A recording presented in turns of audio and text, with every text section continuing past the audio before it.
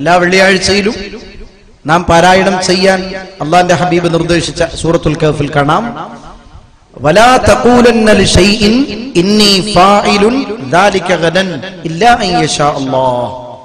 ഒരു കാര്യത്തെക്കുറിച്ചും ഞാൻ നാളെ ചെയ്യാമെന്ന് ഇൻഷാ അല്ലാഹ് പറയാതെ പറഞ്ഞു പോകരുത്. എന്താ പറഞ്ഞേ?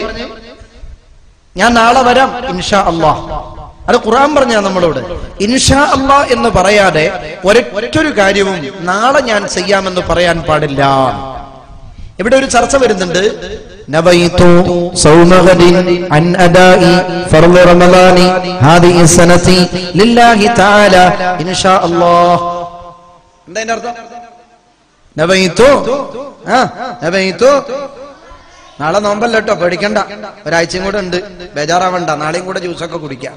നബൈതു സൗമഗദിൻ അൻ അദാഇ ഫർള് റമളാൻ ഹാദിഹി സനതി, ഇക്കൊല്ലത്തെ അദാആയ ഫർളാക്കപ്പെട്ട നാളത്തെ നോമ്പിന് നോറ്റുവിടാൻ ഞാൻ കരുതി ഇൻഷാ അല്ലാഹ്. കണ്ടോ, ഈ ആയത്തിന്റെ അടിസ്ഥാനത്തിൽ നാളെ നോമ്പ് നോക്കാന്ന് പറയുമ്പോഴും എന്തു പറയണം? പാടില്ല. നീയത്തിന് അത് പറ്റൂല, നീയത്ത് ബാത്തിലാണ്. നീയത്തിന്റെ കൂട്ടത്തിൽ ഇൻഷാ അല്ലാഹ് പറ്റൂല. അതെന്തുകൊണ്ട് ഞാൻ പറഞ്ഞുതരാം. എല്ലാ കാര്യത്തിനും നാളെ ചെയ്യാമെന്നൊരു കാര്യത്തെ പറ്റി പറയുമ്പോ ഇൻഷാ അല്ലാഹ് എന്ന് പറയാതെ ഒരു കാര്യവും പറയാൻ പാടില്ല. എന്നാൽ നോമ്പിന്റെ നീയത്തിന് ഞാൻ നാളെ നോമ്പ് നോക്കാന്ന് കരുതുമ്പോ അവിടെ ഇൻഷാ അല്ലാഹ് പറയൽ പാടില്ല. അങ്ങനെ പറഞ്ഞാൽ നീയത്ത് സഹിയല്ല, പുതുക്കി വെക്കേണ്ടി വരും. ഇതിന് കാരണം വേറെ ഉണ്ടാ, ഞാൻ പിന്നെ പറയാം, മറന്നുപോയി, ഞങ്ങൾ ഉണർത്തണം. ഇവിടെ നാളത്തെ കാര്യം ഇൻഷാ അല്ലാഹ് കൂടാതെ പറയരുത്. ഇപ്പൊ നമുക്കൊരു സ്വഭാവമുണ്ട്, നമ്മൾ ഒരാളോട് പറയാം, എടാ നീ നാളെ എന്തായാലും വരണം കേട്ടോ, അല്ലെങ്കിൽ നീ പിന്നെ അടുത്ത ആഴ്ച പറഞ്ഞ കാര്യം ഓർമ്മ ഉണ്ടല്ലോ, അതെന്തായാലും തരണം. അപ്പൊ അവൻ പറയും ഇൻഷാ അല്ലാഹ്. ഇൻഷാ അല്ലാഹ് എന്ന് പറഞ്ഞാൽ പറ്റൂല, ഇൻഷാ അല്ലാഹ് 6 മാസമൊക്കെ ഉണ്ട്, നീ എന്തായാലും തരണം എന്ന് ഒരാളോട് നമ്മൾ പറയുന്ന ഒരു സ്വഭാവമുണ്ട്, അല്ലേ? ഇൻഷാ അല്ലാഹ് എന്ന് പറയുമ്പോ ഇൻഷാ അല്ലാഹ് എന്ന് പറഞ്ഞാൽ പോരാ, നീ എന്തായാലും വരണം. അതിന്റെ അർത്ഥം എന്താ? അള്ളാഹുവിനെ നിസ്സാരമാക്കുന്ന വാക്കാണ്.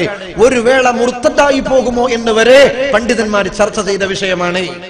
ഇതൊറ്റ ഒന്നാ ഞാൻ പറഞ്ഞു. അങ്ങനെ 22ഓളം കാരണങ്ങളുണ്ട്. അതൊക്കെ വഴിയ അവസരം ഉണ്ടെങ്കിൽ പഠിക്കാം, ഉസ്താദ് പറഞ്ഞു തരും. അള്ളാഹു തൗഫീഖ് ചെയ്യട്ടെ.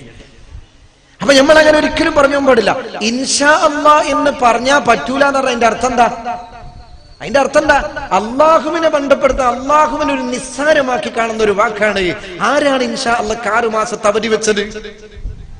നബി സല്ലല്ലാഹു അലൈഹി വസല്ലമ തങ്ങളോട് വയസ്അലൂനക അൻ ദിൽ ഖർനൈൻ വയസ്അലൂനക അനിർ റൂഹ്, ആത്മാവിനെ കുറിച്ച് ചോദിച്ചപ്പോൾ, ദുൽഖർനൈൻ രാജാവിനെ കുറിച്ച് ചോദിച്ചപ്പോൾ ഞാൻ നിങ്ങളോട് പറഞ്ഞു തരാം, യത്ലു അലൈഹിം ദാലിക ഗദൻ, നാളെ പറഞ്ഞു തരാം എന്ന് നബി തങ്ങൾ പറഞ്ഞപ്പോൾ ഇൻഷാ അല്ലാഹ് പറയാത്തതിന്റെ പേരിൽ 18ഓ 40ഓ ദിവസത്തോളം അല്ലാഹു ജിബ്രീലുമായിട്ടുള്ള ബന്ധം വിച്ഛേദിച്ചിട്ടുണ്ട്.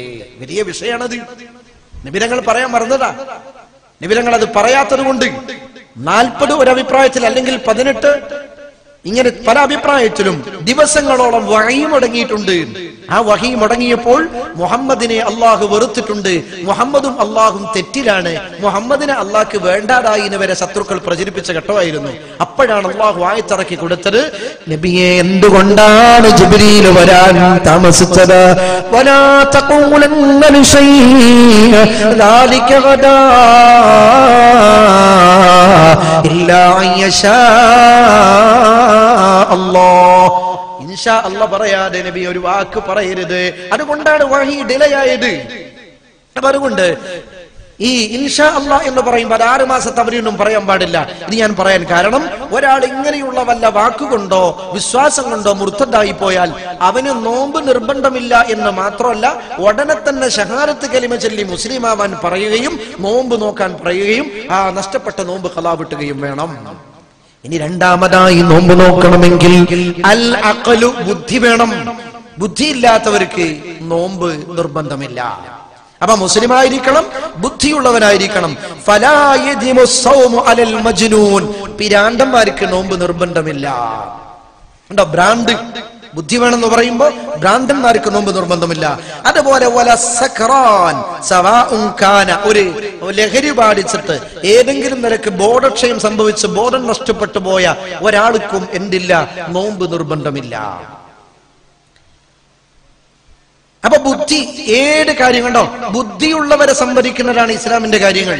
നിസ്കാരം നിർബന്ധമാകുന്നതിൽ പ്രായപൂർത്തിയും ബുദ്ധിയും ശുദ്ധിയും. ഹജ്ജ് നിർബന്ധമാകണമെങ്കിൽ പ്രായപൂർത്തിയും ബുദ്ധിയും ശുദ്ധിയും. നോമ്പ് നിർബന്ധമാകണമെങ്കിൽ പ്രായപൂർത്തിയും ബുദ്ധിയും ശുദ്ധിയും. പ്രായപൂർത്തിയുടെ മാനദണ്ഡം ഇസ്ലാം പറയുന്നത് സ്ത്രീകളുടെ പെൺകുട്ടികൾക്ക് 9 വയസ്സ് പൂർത്തിയായാൽ അവർക്ക് എന്തായി? പ്രായപൂർത്തിയായി. ആൺകുട്ടികൾക്ക് 15 വയസ്സ് പൂർത്തിയായാൽ പ്രായപൂർത്തിയായി. ഇതാണ് പ്രായപൂർത്തിയുടെ മാനദണ്ഡം. എന്നാൽ ആൺകുട്ടികൾക്ക് ഇന്ദ്രിയ സ്ഖലനമുണ്ടാകലും പെൺകുട്ടികൾക്ക് ആർത്തവരക്തമുണ്ടാകലും പ്രായപൂർത്തിയുടെ അടയാളം മാത്രമാണ്. 11 വയസ്സ് 12 വയസ്സുള്ള ഒരു പെൺകുട്ടിക്ക് ഹൈള് അഥവാ മെൻസസ് ഉണ്ടായില്ലെങ്കിലും അവൾ 9 വയസ്സോടുകൂടെ പ്രായപൂർത്തിയായി, അടയാളം കണ്ടില്ല എന്ന് മാത്രമേ ഉള്ളൂ. അതുപോലെ 15 വയസ്സായ ഒരു ആൺകുട്ടിക്ക് പ്രായപൂർത്തിയായി, ഇന്ദ്രിയ സ്ഖലനം നടന്നില്ലെങ്കിലും. ഒരു പെൺകുട്ടിക്ക് 9 വയസ്സ് പൂർത്തിയാകാൻ ഏകദേശം ഒരു 10-16 ദിവസത്തോളം അവശേഷിക്കുമ്പോഴാണ് മെൻസസ് ഉണ്ടായതെങ്കിൽ അവളുടെ പ്രായപൂർത്തി സ്റ്റാർട്ട് ചെയ്തു. ലോകം പഠിക്കണം, ഇന്ത്യ രാജ്യം പ്രത്യേകം പഠിക്കണം. ഡൽഹിയിൽ ബസ്സിൽ വെച്ച് ഒരു പെൺകുട്ടിയെ കൂട്ടമായി മാനഭംഗപ്പെടുത്തി നിഷ്ഠൂരമായി കൊന്ന ചരിത്രം നമുക്കറിയാം. അതിൽ 1-ാം പ്രതി എന്ന് പറയുന്ന ഒരുത്തൻ ഒഴിവായത് പ്രായപൂർത്തിയായിട്ടില്ല എന്നൊരൊറ്റ കാരണത്താലാണ്. എന്താണാവോ പ്രായപൂർത്തിയുടെ മാനദണ്ഡം? ഒരു പെണ്ണിനെ ബസ്സിൽ വെച്ച് പിടിച്ചിട്ട് ബലാത്സംഗം ചെയ്ത് കൊന്ന് അതിന്റെ 1-ാം പ്രതി ജുവൈനൽ കോടതിയിൽ കേസ് കൊടുത്തിട്ടുണ്ട്. അവൻ കുട്ടിയാണെന്ന്. വയസ്സെത്ര പറഞ്ഞു? 18 വയസ്സായിട്ടാണ്. എന്നാ പ്രായപൂർത്തിയാവാത്തൊരു ചെക്കന എന്ത് ചെയ്യുന്നത്? ഒരു പെണ്ണിനെ ബലാത്സംഗം ചെയ്ത് പീഡിപ്പിച്ച് കൊല്ലുന്നത്. അപ്പൊ അതുകൊണ്ട് പ്രായപൂർത്തിയുടെ ഡെഫിനിഷനൊക്കെ മാറ്റേണ്ടി വരും. ഇസ്ലാം നിർദ്ദേശിക്കുന്ന പ്രായപൂർത്തിയുടെ മാനദണ്ഡം എത്ര ശാസ്ത്രീയമാണ്, എത്ര വസ്തുനിഷ്ഠമാണ് ഹബീബായ റസൂലുള്ളാഹി. അതുകൊണ്ട് ബുദ്ധി അത് വളരെയധികം. അഫലാ തഅഖിലൂൻ, നിങ്ങൾ ബുദ്ധി കൊടുത്ത് ചിന്തിക്കുന്നില്ലേ? അഫലാ തദക്കറൂൻ, നിങ്ങൾ ഓർക്കുന്നില്ലേ? നിങ്ങൾ ചിന്തിക്കുന്നില്ലേ? നിങ്ങൾ മനസ്സിലാക്കുന്നില്ലേ? ബുദ്ധിയുമായി സംവദിക്കുന്ന ഒരുപാട് വിഷയങ്ങൾ ഖുർആനിൽ പറഞ്ഞിട്ടുണ്ട്. അതുകൊണ്ട് രണ്ടാമതായി നോമ്പ് നിർബന്ധമാകുന്നതിൽ എന്ത് വേണം? അവിടെ ബുദ്ധി ആവശ്യമാണ്. എന്നാൽ നബി സല്ലല്ലാഹു അലൈഹി വസല്ലം തങ്ങൾ പറയുന്നു, 3 വിഭാഗത്തെ തൊട്ട് പേന ഉയർത്തപ്പെട്ടിട്ടുണ്ട്. 3 വിഭാഗത്തെ തൊട്ട് കൽപ്പന 3 വിഭാഗത്തിന് ബാധകമല്ല. ഉറങ്ങുന്നവൻ ഉണരുന്നത് വരെ ശ്രദ്ധിക്കണം. ഒരാള് തഹജ്ജുദ് നിസ്കരിച്ചിട്ട് 4:30 മണിക്ക് കിടന്ന് 4:41 സുബഹി ബാങ്ക് കൊടുത്തു. അവൻ സുബഹി ബാങ്ക് കൊടുത്തത് അറിഞ്ഞില്ല, ആരും വിളിച്ചതുമില്ല. ഓനൊറ്റ ഉറക്ക. ഓനക്ക് സുബഹിസ്കാരം നിർബന്ധമായിട്ടില്ല. ഓൻ ഉറങ്ങന്നെ. ഓൻ എഴുന്നേൽക്കുന്നതോ രാവിലെ 8 മണിക്കാണ്. 8 മണിക്ക് ഉണരുമ്പോൾ അവനിക്ക് സുബഹി നിസ്കാരം ഖളാ ആയി പോയി. ഉടനെ തന്നെ അവൻ ഖളാ വീട്ടണം. അപ്പൊ ഉറങ്ങുന്ന സമയത്ത് സുബഹിയുടെ ടൈം ആണെങ്കിൽ പോലും അവൻ ഉണരാത്തത് കൊണ്ട് അവനിക്ക് കീർത്തനം കൽപ്പന ബാധകമല്ല, നിസ്കാരം അവന് നിർബന്ധമില്ല. നിസ്കാരം ഖളാ എന്ന ഓപ്ഷൻ വെച്ചിരിക്കുന്നത് 2 വിഭാഗത്തിന് മാത്രമാണ്. ഒന്ന് മറന്നുപോയവന്, രണ്ടാമത്തത് ഉറങ്ങിപ്പോയവന്. മറ്റുള്ളവർക്ക് നിസ്കാരം ഖളാക്കാനുള്ള ഒരു ഓപ്ഷനും ഇസ്ലാമിലില്ല. നോമ്പിന് അങ്ങനെ ഉണ്ട്. നിസ്കാരം കളാ വിട്ടാന്നുള്ള ഒരുപാടില്ല. അപ്പൊ നമ്മളൊക്കെ കളാ വിട്ടുന്നുണ്ടല്ലോ. കളാ ആയാ വീട്ടണം. നമ്മളെ പരിപാടി എന്താ? അത് സാരമില്ല, കളാ ആയാലും സാരമില്ല, നമുക്ക് പിന്നെ വീട്ടിക്കോളാൻ. അത് പറ്റൂല. അങ്ങനെ ഒരു ഓപ്ഷൻ ഇസ്ലാം വെച്ചിട്ടില്ല. അപ്പൊ അതുകൊണ്ട് ഉറങ്ങുന്നവനിൽ നിന്ന് കീർത്തനം ഒഴിവാണ്. ഒരു കുട്ടി പ്രായപൂർത്തിയാകുന്നത് വരെ കൽപ്പനയില്ല. അതുപോലെ വാനിൽ മജ്നൂൻ ഹത്താ യഅഖില, ഒരു ഭ്രാന്തനിക്ക് ബോധം വരുന്നത് വരെ. ഈ 3 വിഭാഗത്തിന് ഇസ്ലാമിന്റെ ആരാധനകളുടെ കൽപ്പനകൾ നിർബന്ധമില്ല, ബാധകമല്ല. ഫമാ കാന മിൻകും മരീളാ ഔ അലാ സഫരിൻ മിൻ അയ്യാമിൻ ഉഖറ. ഇവിടെ ഭ്രാന്ത് എന്ന് പറയുന്നത് ഒരു രോഗത്തിന്റെ ഭാഗമായിട്ട്, അതേപോലെ ബോധക്ഷയം എന്ന് പറയുന്നത് അൽ ഇഗ്മാഉ മർളുൻ, ഒരു രോഗത്തിന്റെ ഭാഗമായിട്ടും, ഭ്രാന്ത് എന്ന് പറയുന്നത് അത് ബുദ്ധിപരമായ നുഖ്സാനിയത്ത്, ഒരു പോരായ്മയുമാണ് എന്നാണ്. ഭ്രാന്ത് എന്ന് പറയുന്നത് ഒരു രോഗമല്ല, അതൊരു ബുദ്ധിക്കുള്ള ഒരു ചെറിയൊരു കുറവാണ് എന്ന് മാത്രമേ ഇതിനെ പറ്റി പറയാറുള്ളൂ. അപ്പൊ അത് രോഗം എന്ന നിലക്കല്ല. ഈ ബോധക്ഷയം എന്നത് രോഗത്തിന്റെ പരിഗണന വെച്ചുകൊണ്ടാണ്. അതുപോലെ മൂന്നാമതായി പ്രായപൂർത്തി ഉണ്ടാകണം. ശ്രദ്ധിക്കണം, ഞാനിപ്പോൾ പറയുന്ന വിഷയം നോമ്പ് നിർബന്ധമാണെങ്കിൽ 1 മുസ്ലിം ആവണം, 2 ബുദ്ധി ഉണ്ടാകണം, 3 പ്രായപൂർത്തി ഉണ്ടാകണം. അപ്പൊ പ്രായപൂർത്തിയാകാത്ത കുട്ടികൾക്ക് നോമ്പ് നിർബന്ധമില്ല. ഫലാ യജിബു സൗമു അലൽ സ്വബിയിൽ മുമയ്യിസ്, കുട്ടിക്ക് നോമ്പ് നിർബന്ധമല്ല, എന്നാ നോമ്പ് നോക്കണ്ടെന്നാണോ? ലാകിൻ സൗമഹു സഹീഹുൻ, ആ കുട്ടികൾ നോമ്പ് നോക്കിയാൽ അവരുടെ നോമ്പ് എന്താണ്? സ്വഹീഹാണ്. വയുമറു ബിഹി ലിസബഇൻ, 7 വയസ്സായാൽ കൽപ്പിക്കണം. നിസ്കാരത്തിന്റെ വിഷയത്തിൽ പറഞ്ഞു 7 വയസ്സാൽ കുട്ടികൾക്ക് നിസ്കരിക്കാൻ പഠിപ്പിക്കണം. 10 വയസ്സായാൽ നിസ്കരിക്കാത്തതിന്റെ പേരിൽ അടിക്കണം. സ്വദഖ റസൂലുള്ളാഹി. ഇത് നിസ്കാരത്തിന്റെ വിഷയത്തിൽ മാത്രമല്ല, നോമ്പിന്റെ വിഷയത്തിലും അങ്ങനെ തന്നെയാണ്. 7 വയസ്സാകുമ്പോൾ കുട്ടികളെ നോമ്പ് നോക്കാൻ പഠിപ്പിക്കണം. ഇന്ന് കുട്ടിയൊക്കെ ഒന്നും പഠിപ്പിക്കേണ്ട ആവശ്യമില്ല അല്ലെ. 7 വയസ്സ് എന്ന് പറഞ്ഞാൽ വകടരിവുള്ള സമയമാണ്. ഇന്ന് ചെറിയ കുട്ടികൾക്കൊക്കെ അറിയാം, നെയ്സറി പഠിക്കുന്നേ, ശ്രദ്ധിക്കുമ്പോൾ നെയ്സറി പഠിക്കുന്ന ചെറിയ കുട്ടിയും, ഞാൻ ഒരാളൊരു കഥ പറഞ്ഞു. നെയ്സറി എന്ന് പറഞ്ഞാൽ LKGന്റെയും UKGന്റെയും താഴെയാണ്.